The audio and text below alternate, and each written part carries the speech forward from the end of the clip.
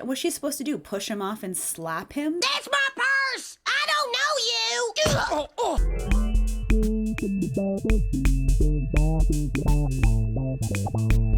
Welcome back, readers. I'm Robin. I'm your uncle.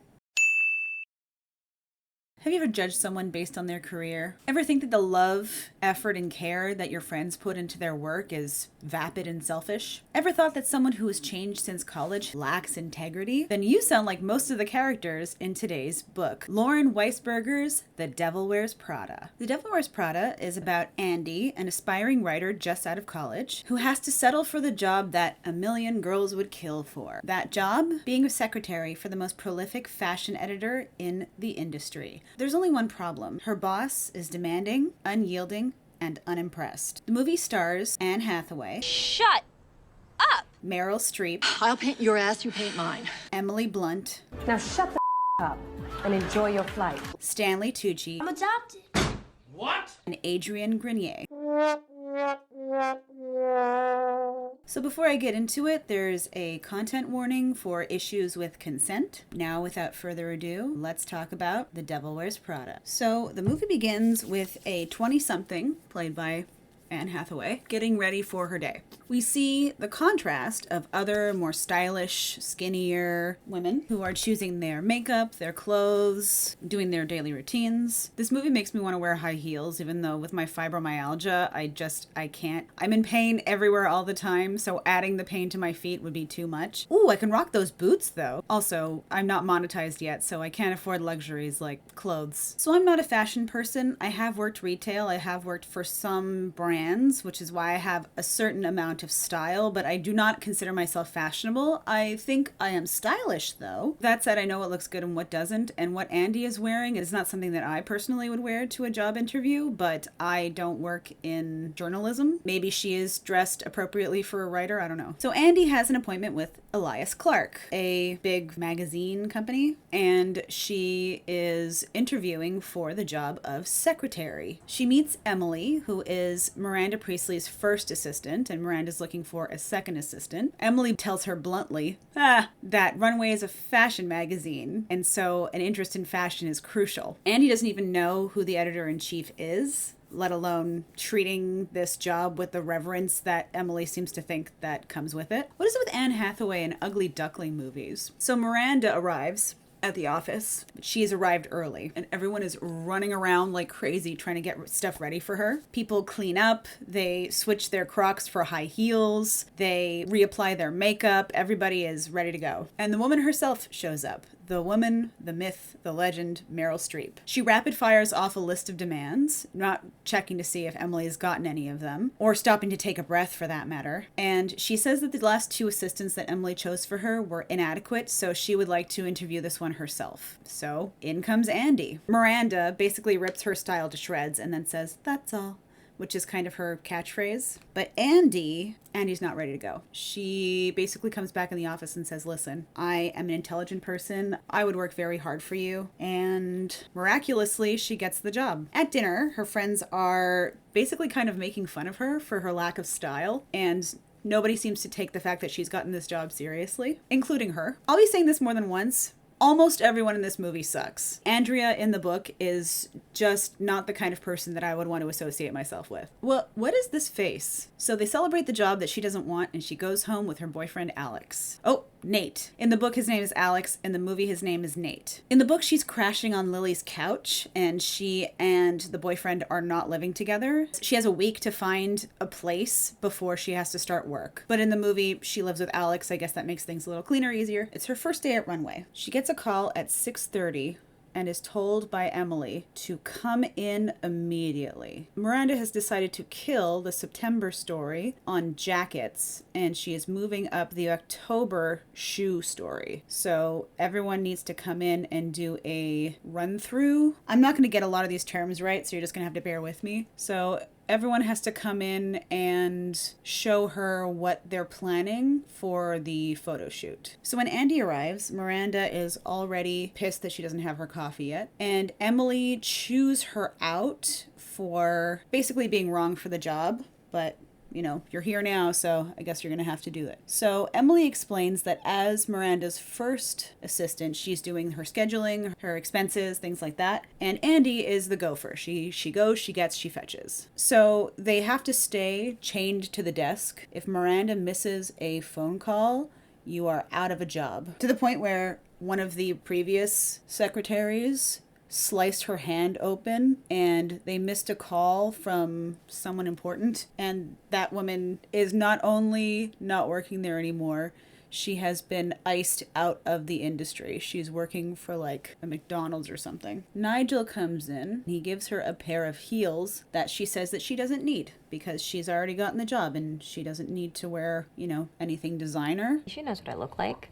Do you? So Miranda calls Emily into her office, but she means Andy. So Andy goes in and Miranda, as she is wont to do, fires off, rapid fires, a bunch of instructions. Andy does not write it down, and she lets Andy go to, you know, go take care of her list of demands, but not before she gives her a once-over and a look of pure disdain. So Andy quickly puts on the high heels that Nigel gave her in an attempt to assuage this disdain. So Andy has to go pick up a bunch of Calvin Klein skirts. Miranda has not given her instructions as to what kind because that's not what she does, and you don't ask her follow-up questions. This is also true in the book. And so Andy goes out and starts to fetch. And while she's fetching, she gets a phone call. It's saying that she needs to pick up a bunch more stuff, some Hermes scarves, which is a whole thing in the book. In the book, Miranda has an Hermes scarf for every occasion. She wears them every single day. She sometimes wears them as belts. You know, she has like thousands of them. And at one point, Hermes tells them that they are discontinuing that scarf, and she continues to go through them. And Andy is worried as to what's going to happen when she runs out because they don't make them anymore. And she kind of, you know, uses them as like a handkerchief, like a one-time use. She misplaces them. She leaves them all over town. Andy comes back in with all of her stuff, including coffee. And Emily is like, where the hell have you been? I've had to pee this whole time. Because again, you're not allowed to leave the desk, period. In the book, Andy decides to leave the desk to go eat lunch, and she meets Emily in the lunchroom, and Emily is like, what the hell are you doing here? You cannot leave the desk. And it turns out that while she was gone, she missed a call from Miranda, but Miranda's nanny comes in with the save for whatever it was that she wanted, but she could have gotten fired for that. So it gives you an idea of like what kind of a workplace this is. Anything under complete devotion is unacceptable. Time for Andy to go to lunch, and she gets fat shamed for being a size 6. Size 6? I cannot remember the last time I was a size 6. When I was 12, I was a size 6, and never since. Like, size 6 is fine. Also, so is size 8 and 10 and 12 and 14. There's a lot of fat shaming in this movie, and I know that it's supposed to sort of be critical of the fashion industry. We'll talk about the fashion industry a little bit more in a bit. So in the elevator, they meet the chairman of Elias Clark, and he asks Nigel how much canceling the jacket shoot is going to cost him, and we find out it's going to cost him $300,000. In the book, Miranda spends money willy-nilly, and it doesn't get her any kind of chastising because she is the best. She is like the face of the industry, but in the movie, you know, we need to have a little bit of conflict here. So this will come back later. So it's time for the run-through. Miranda is less than enthused with the options that they're giving her in the run-through, and she is very critical. They're trying to style this ballerina dress skirt thing that I did not like, but you know, this is many years ago, so maybe, you know, maybe I'm just not hip on 2006 styles. She tries to style this with some belts, but these two belts that they're trying to choose between are so different, so it's hard to choose. And Andy scoffs, which is the wrong choice. And Andy's like, oh, I'm sorry, it's just, I'm still learning about all this stuff. They look completely the same to me. So I'm trying to do a fox eye here, which is basically like trying to elongate the eye. Well then.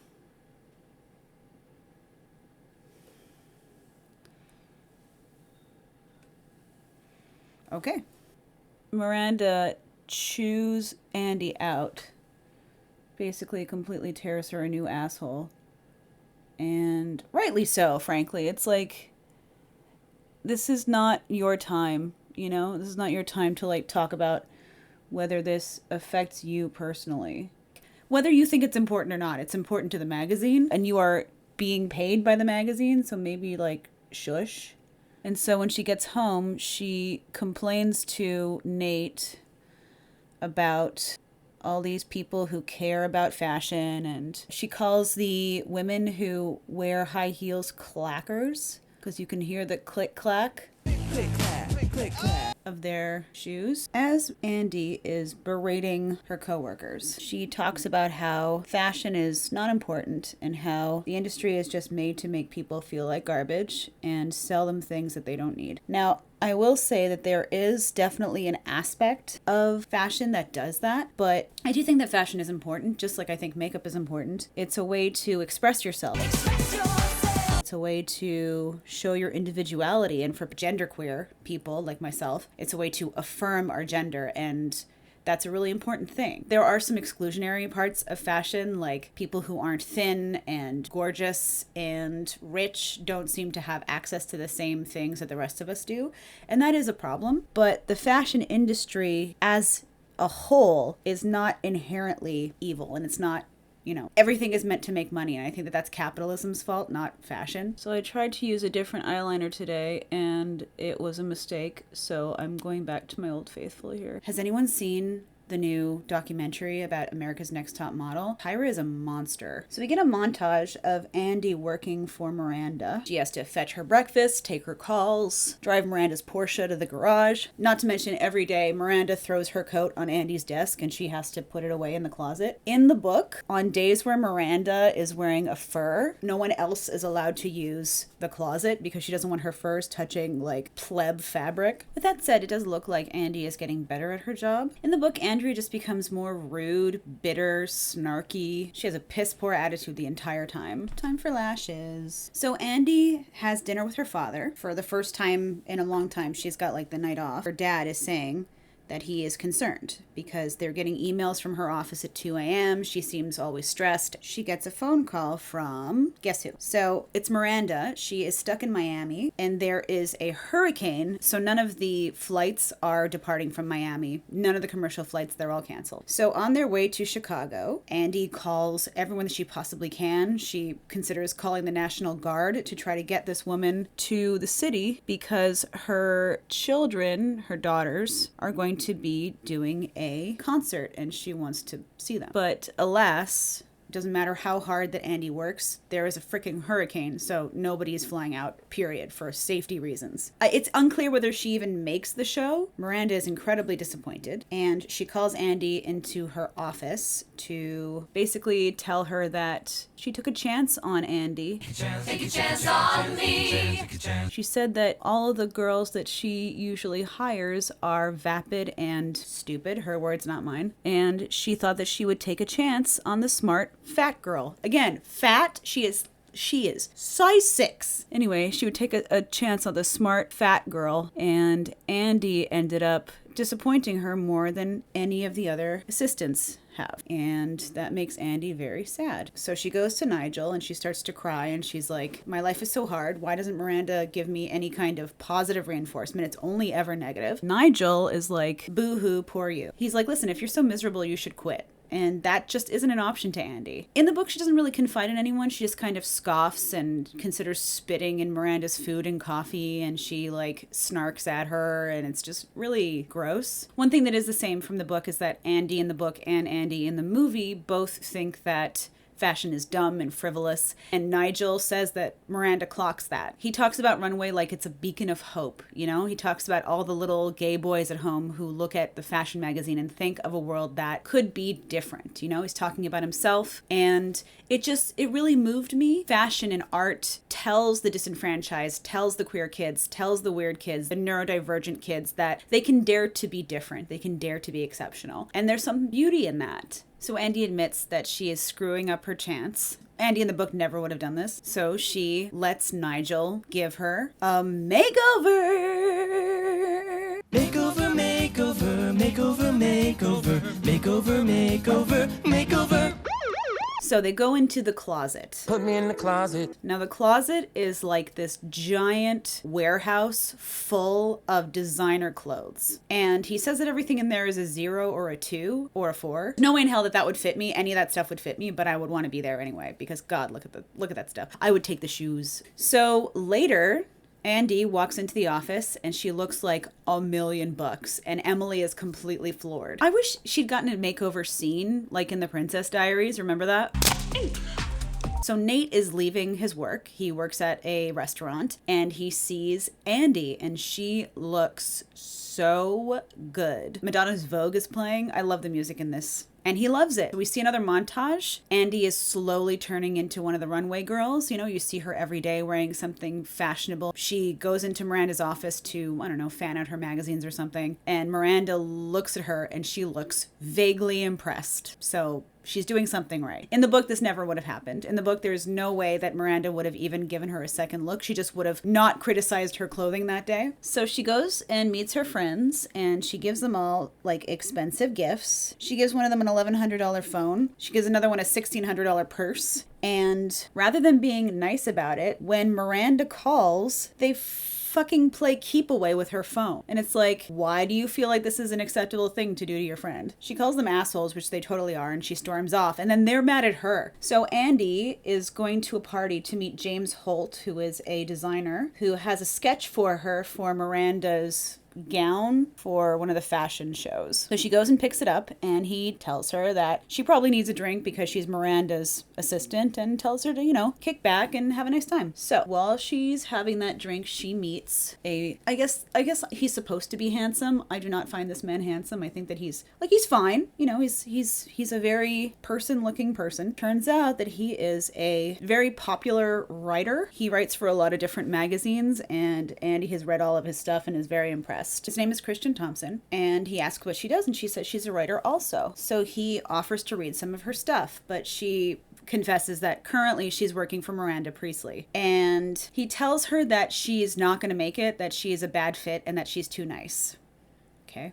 So at the office, Miranda is still calling Andy Emily. They're heading to James Holt's studio to see the clothes that he's planning on unveiling for his fashion show. So all of the designers have Miranda over to do like a run through of their fashion show to get her opinion, because her opinion is like the only one in the industry that matters. And they take what she says and kind of apply it to their fashion. So if there's something that she doesn't like, they modify it or whatever. So during this fashion show, she does not like it. She does this like pursed lip thing, which means that she hates it. So basically this means that he's going to have to redo his entire line because if Miranda doesn't like your stuff, then it's not going to sell. So Andy is becoming very good at anticipating Miranda's needs, and Miranda starts to call her by her name for the first time. Well, she calls her Andrea, which is a whole thing in the book, but anyway. So she tells Andy that she is ready for her to bring her the book. And basically what that means is that at the end of the day, the art department at around like 10:30 brings the mock-up for the current issue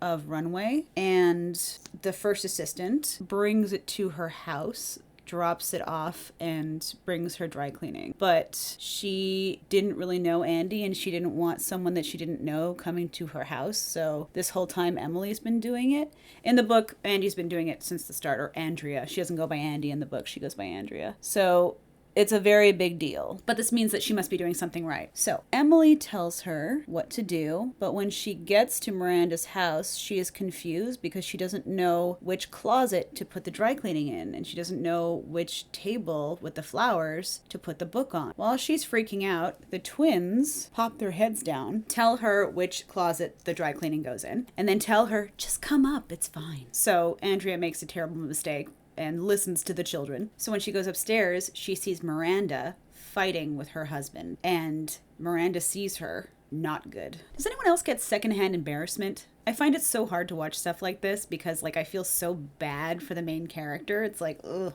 Anybody else get that? So the next day, Emily is apoplectic. Miranda has clearly told her what happened, and she is not optimistic about what's going to happen. She calls Andy into her office and tells her to get the new YA book for her twins. And Andy's like, great, I'll go to Barnes & Noble right now. And she's like, no, I want the new one. They already read the last book. They want to know what happens next. And if you can't find it, don't bother coming back. So in the book, this happens like a day or two before the book is supposed to come out, and she calls the publisher and like pulls some strings. But in this, it's like she is being punished and her job is on the line. So she calls Christian and asks him for a favor, and he says he'll look into it and get back to her. While that's happening, she calls Alex and is like, you know what? Sorry, not Alex. I'm going to keep calling him Alex. It's Nate. It's Alex in the book. They don't really say his name a lot in the movie. Time for lipstick. Andy calls Alex. Andy calls Nate and tells him she wants to quit. And he is very excited for her. She's like, listen, I'm going to get fired anyway. I might as well. But when she's on her way back to do that, she gets a call from Christian. And he tells her that he can hook her up. So Andy brings a copy of the manuscript to Miranda. And Miranda's like, what am I supposed to do with this? My daughters are supposed to, what, share? And she goes, nope, the twins already each have a copy that's already been bound, and they're on their way to the grandma's house. And Miranda is like flabbergasted. I mean, she can't fire her now, right? She says, okay, that's all. So Alex finds out, and he's a pissy baby about it. I don't know. I don't know why these people can't just be supportive. It's not like she's going to be working for this woman for her whole life. It's a year. It's a bad year. And then, you know, better things will come. And she's like, well, I like the way that I look. You don't like my clothes? And he goes, no. But she shows him her bra, and then suddenly he's super supportive. So it's going to be an early day because Miranda doesn't need the book, and there's a gala that night. So Andy asks if she can leave early, probably like close to like 6:37. And Emily's like, yeah, sure, no problem. But Emily, she has a cold and she's coughing all over the place. So Miranda forces Andy to come to the party as well to help. So she calls her friend Lily and is like, listen, I'm going to be a little late to the party. And Lily is Lily about it. Basically, they have all of these photos that they have to memorize to tell Miranda who is who so that Miranda can pretend that she knows everybody. And one of the guests come up and Emily draws a complete blank, but Andy comes in with the save. She's getting really good at her job, and what's more, she seems proud of herself. So on her way out, Christian meets her, and he's like, listen, one of my editors from the New York Times is going to be there. Why don't I introduce you? And she says no. She doesn't even go and meet with this guy, even though it could be a huge boost to her career because she wants to go and be with her boyfriend. And what happens? She gets home, and he's a pissy baby, and then goes to bed. Listen, I have a husband who's an actor, okay? And he has missed birthdays of mine because he had a gig. It's important. Your career is important. And they seem to be more and more upset that she is happy. Like if she was still stressed out and hated her job, they all seem to like want to make fun of fashionistas with her. But now that she is starting to get a hang of it and start to like it, they hate it. Nate's a freaking chef. He should know what working long hours and having a really demanding boss is like. Is it because it's a field largely dominated by women and feminine people? Get over yourself. One night, Andy's dropping off the book and she is wearing an outfit that I totally would have worn. It's very 2000s. And Miranda calls her in and basically says that Emily is not part of her elite team. She needs her elite team for Paris. So she invites Andy to come with instead. This entire movie, Emily has been talking about how much she wants to go to Paris, how she has done some troubling eating habits in order to fit into the clothes that she's planning on getting when she gets there. And Andy's like, no, I can't do that to Emily. And Miranda basically strong arms her and says, okay, well, it's either this or I'll have to assume that you're not serious. And I will tell all the other editors about that. So basically like threatening to tank her career. So the next morning, Miranda drops her coat on Emily's desk. So there's like a shift, but Emily is late. So Miranda tells Andy that she has to tell Emily now. So she's not even going to tell her. Andy has to do it. So Andy calls Emily, and Emily gets hit by a freaking car. In the book, it's Lily that gets hit by a car. She is driving drunk up a one-way and gets hit by a taxi.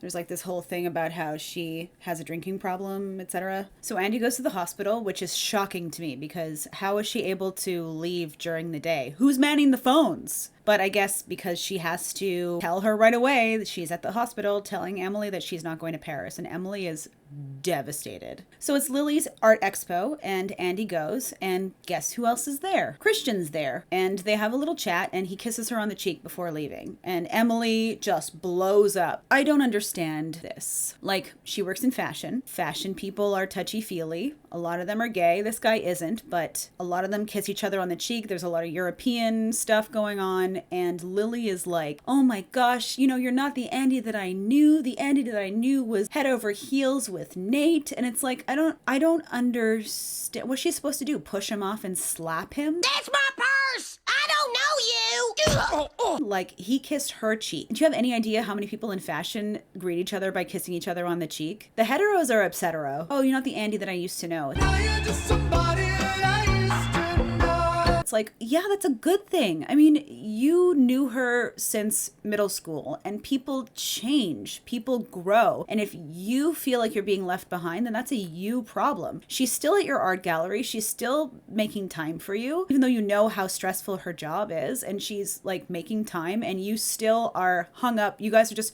hung up on the fact that she's not the same exact person she was in college or high school or middle school. So Nate overhears when Lily says, oh, have fun in Paris. And he's like, oh, so you're going to Paris now? And they have a big fight about that. He's like, I wouldn't care if you were out there pole dancing, but you should do it with integrity. Fuck you. What the hell does that mean? What the hell does that mean? By whose estimation does she have no integrity? Why? Because she's taking this seriously now? Because she found something that she is interested in that is more than just your circle of friends? Because she's no longer making fun of these people because she has actually gotten to know them? That means that she has no integrity? Yeah, okay. She doesn't look down her nose at people anymore, and that's a bad thing for you. Don't let people tell you that changing is inherently bad. These people are probably just stunted. They are stuck in their own sad lives, and they're upset that you're leaving them behind because you have grown and you're happy. Do not trust these people. They take a break, and it's Andy's idea, but in the book it's Alex's or Nate's. So it's time for Fashion Week. They're going to shows, they're going to parties, they're staying at the Ritz, they're meeting designers, and at one of the shows, Christian decides that Andy owes him for the manuscript.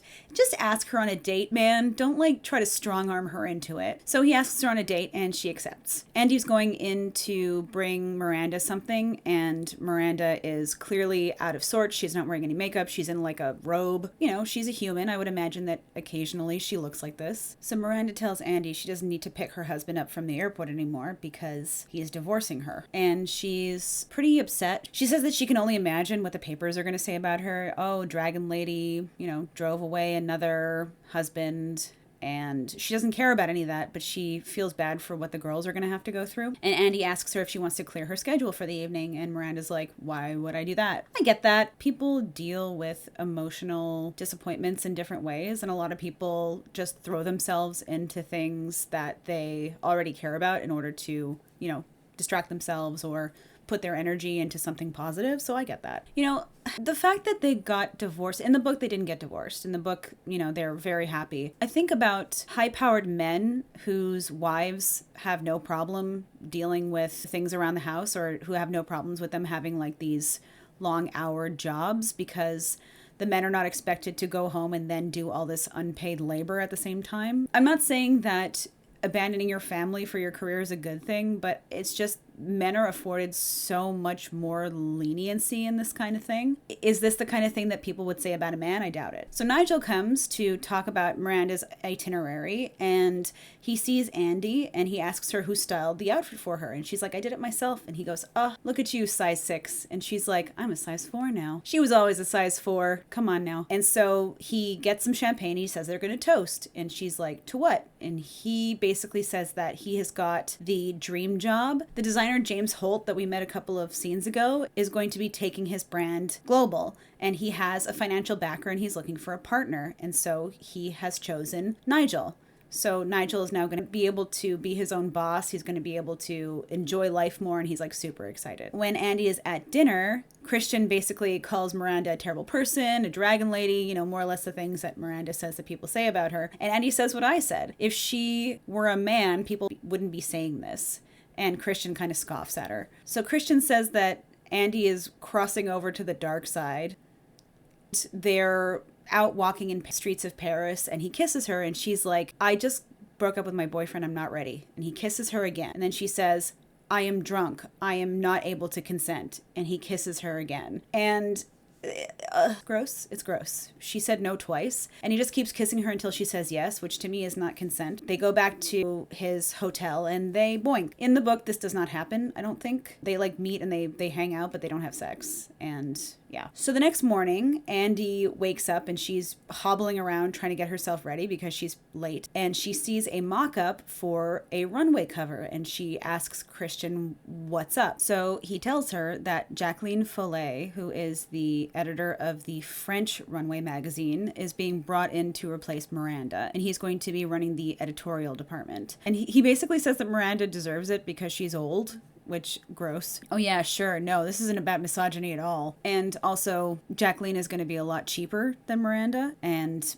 she doesn't know yet, supposedly. And he goes, baby, it's done. And she's like, I'm not your baby. So Andy tries to call Miranda, and Miranda does not answer. She goes to her penthouse and knocks on the door, and Irv is there, and so Miranda tells her to please go away and stop being crazy. But on the way to one of the luncheons, Andy tells Miranda what's about to happen, and Miranda blows it off. So Miranda goes to the podium and thanks everyone and basically tells them that James Holt will be going into business with someone from the Runway family. But instead of announcing Nigel, she says that it's going to be Jacqueline. And Nigel looks absolutely devastated. So again, this is another type of behavior that men do all the time and no one bats an eye. I'm not saying that it's okay. It's not. But men get away with this kind of behavior all of the time. So Andy and Miranda are in the limousine, and Miranda is like, yeah, I knew this whole time, and I knew that she would jump at the opportunity to work with James, and without her to run things, there was nobody else. No one can do what I do. So that's why she was having the meeting with Irv, was to say that Jacqueline was unavailable. And at the same time, she showed him the list of designers, of photographers, models who were found by her, who were nurtured by her, and who would leave if she left. So he didn't really have a choice but to keep her. She tells Andy that she sees a lot of herself in her, and Andy is like, I wouldn't have done what you did to Nigel. And she's like, you already did to Emily. So Andrea, as they're getting out of the limo, decides to walk away, literally. She just walks off in the middle of Paris with none of her stuff. She throws away her cell phone. She doesn't have any clothes. She doesn't have her ticket back, but it's symbolic. It's symbolic. In the book, Miranda basically just drives her absolutely up the wall. She's almost at the end of her year, and she, in front of everyone, she yells at her and tells her to literally go fuck herself. And she ends up getting written up in the paper because of it, because she makes like a scene. So it's been I don't know how long it's been. It doesn't feel like it's been that long, but Andy is meeting with Nate, and she tells him that he was right about everything, which is not true. She turned her back on her friends and family, which again, I don't agree with. I don't like, just because you work for a boss that is shitty does not mean that you are shitty. So I don't agree with that, but okay. It was just 1 year, for Christ's sake. You know how many years that people in med school have to go through this kind of stuff? Like, okay. She completely devalues herself for, you know, being into a career that she didn't think that she would be interested in. Well, for what? For shoes and shirts and jackets and belts. So Nate tells her that he got a really good job in Boston and more or less invites her to go to Boston with him. I don't really know whether she actually decides to do that or not. She seems really excited to get that invitation, but I don't know if she goes, because next we see she is meeting with the editor of the New York Mirror. So he says that he asked Miranda for a reference, and she more or less told him that Andy was the most disappointing assistant that she's ever had, and if he didn't hire her, that he was crazy. She more or less gets the job, which is great. But again, aren't you moving to Boston? She calls Emily and asks her if she needs any clothes because, oh, I got all these clothes from Paris, but I don't have anywhere to wear them. And Emily is like, it's a huge imposition and I will have to get them all taken in, but yes, I will take all of those clothes. And then Emily turns to the new Andrea and she says, you have some very big shoes to fill. Big shoes to fill. Big shoes to fill. Big shoes to fill. Different from the book, when Andy left, everyone was kind of like, well, we knew you couldn't hack it anyway. And Miranda was like livid because she humiliated her, more or less. Andy sees Miranda on the street and waves, and Miranda does not wave back. But in the limo, you see her looking at Andy and kind of smiling, you know? They've got this understanding between the two of them. And that is the end of the movie. In the book, Miranda is a harpy. She is a horrible woman who reminds me of one of the people that I used to work for. She gives the wrong information and then gets angry when people work off of that wrong information in order to do what she's asked. But you can't ask her any clarifying questions because she'll get mad at that too. Verbally abusive. So I can understand why after a year she wanted to quit, because so did I. In the book, though, the main character has a piss poor attitude the entire time. She hems and haws for everything that she has to do. She sighs under her breath that Miranda can hear her. I understand that she has to deal with this horrible, horrible woman, but there isn't any growth. There's no character development in the book. The reviews for this movie are polarizing. There are tons of people who love it, who have nothing but good things to say about the acting and the story. But then there's people like Roger Ebert, who gave the movie 1.5 stars out of 5 and who didn't really explain why. Some say that the movie aged poorly. I don't agree with that. I think that it shows a realistic view of what it's like to toil after college in order to finally find the career that you were meant to have. Frankly, nowadays people have to do that almost their entire careers now. It's not just like 1 year and then you're set. As someone who graduated with a BA in English, I can say that a lot of people who graduated around me who had journalism degrees have gone back to school to be teachers because the market out there is absolutely brutal. It's brutal to be an artist in these times. Hey, if you want to hit that like and subscribe button, I would really appreciate it. I always enjoy Anne Hathaway. I think that she really helped me to like Andy's character. There was some character development. You could see her changing her point of view and like realizing when she was screwing things up. Meryl Streep is the GOAT, so obviously she did an amazing job. I did not know that GOAT meant greatest of all time, and apparently neither did Meryl Streep. And Meryl kind of said, "That's right, just tell the old goat where to go." And I was like, "Meryl, you know that GOAT means greatest of all time, right?" And she was like, "Oh." I think this movie's great. Definitely passes the Bechdel test in most of the scenes. It's got queer representation. It's heartwarming. It's fun. It's all the clothing. My God, they did not need to do all of the montages that they did just to show all of the clothes, but they did, and I'm so glad that they did. I loved Emily Blunt's makeup. It's very 2000s. If I were to choose to cast the role based on the book, I would have chosen Glenn Close rather than Meryl Streep, because Miranda is supposed to be this like skinny, harsh, angry woman, and so I kind of think of Glenn Close in 101 Dalmatians. But it's Meryl Streep. You got to use Meryl Streep. I also like that Stanley Tucci played a gay character but didn't try to make it super flamboyant, you know? It was tastefully done, and I really appreciate that. In the book, the main character is homophobic. She says things about like one of her coworkers named James, who is not in the movie, went out, you know, the night before and had sex with some guy. And then she mentions like it's the time of AIDS. Like, Jesus fucking Christ, lady. Very glad that they revamped Andy's character. Lauren Weisberger did work on this script, so I do think that it more or less held to the point of the original. And it turns out that The Devil Wears Prada 2 is coming out in a couple of weeks, so I'm really excited to see that. It is based on the second book, Revenge Wears Prada. What are your thoughts? Did you like the movie, or did you find it vapid? Did you read the book? Did you feel like it measured up? So that's all for me, folks. Thank you for tuning in. Please remember to hit that like and subscribe button. It's free. It's a great way to support me, which I appreciate. If you know anyone who likes queer stuff, who likes makeup, who likes book adaptations, send them my channel if you think they'd like it. Check out my Linktree if you want to support me further, and drop some suggestions below for some adaptations that you'd like for me to cover. I'll see you again next week, and in the meantime, be queer. Read books. Bye.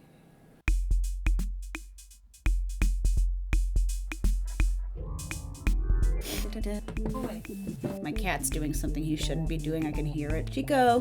Folk.